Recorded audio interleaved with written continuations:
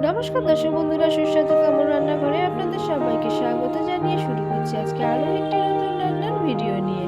আজকে করব জলপাই দিয়ে দারুণ স্বাদের চাটনির রেসিপি। চলুন শুরু করা যাক। আমি এখানে জলপাই সেদ্ধ করার জন্য পরিমাণ মতন জল নিয়ে নিয়েছি। এবারে জলপাইগুলোকে এর মধ্যে দিয়ে দেবো, দিয়ে সেদ্ধ হওয়া পর্যন্ত একটু ওয়েট করব। যারা টক বেশি খেতে পছন্দ করেন না তারা এইরকম সেদ্ধ করার পরে জলপাইগুলোকে ম্যাশ করে নেবেন, আর যারা টক খেতে পছন্দ করেন তারা এইরকম গোটা গোটা করেই রেখে দেবেন। এবারে এগুলো সেদ্ধ হয়ে গেছে, এগুলোকে আমি তুলে নেব। পরিমাণ মতন তেল দিয়ে দিয়েছি, ফোড়ন হিসাবে দিলাম কালো সর্ষে আর শুকনো লঙ্কা। এবারে সেদ্ধ করা জলপাইগুলো এর মধ্যে দিয়ে দেবো, দিয়ে ভালো করে একটু তেলের সাথে নাড়াচাড়া করে নিলাম। এবারে এর মধ্যে দিয়ে দেবো পরিমাণ মতন নুন আর পরিমাণ মতন হলুদ। দুটোকে ভালো করে আবারও আমি তেলের সাথে একটু মিশিয়ে নেব। মেশানো হয়ে গেলে এবারে এর মধ্যে দিয়ে দেবো পরিমাণ মতন জল।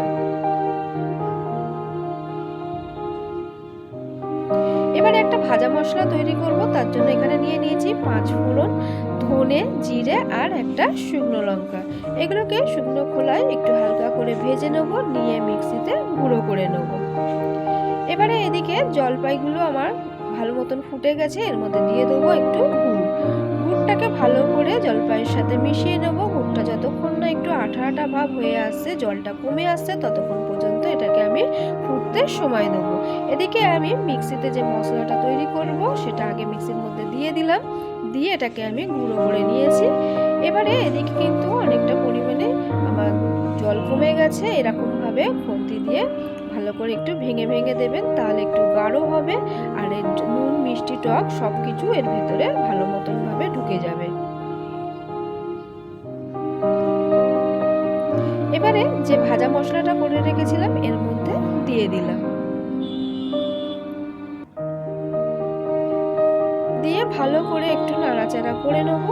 নিয়ে এটাকে ভালো করে আরেকটুখানি ফুটিয়ে নিয়ে তারপরে নামিয়ে নিলেই আজকে একদম সোজা সহজ পদ্ধতিতে জলপাইয়ের চাটনি খেতেও স্বাদ হয়।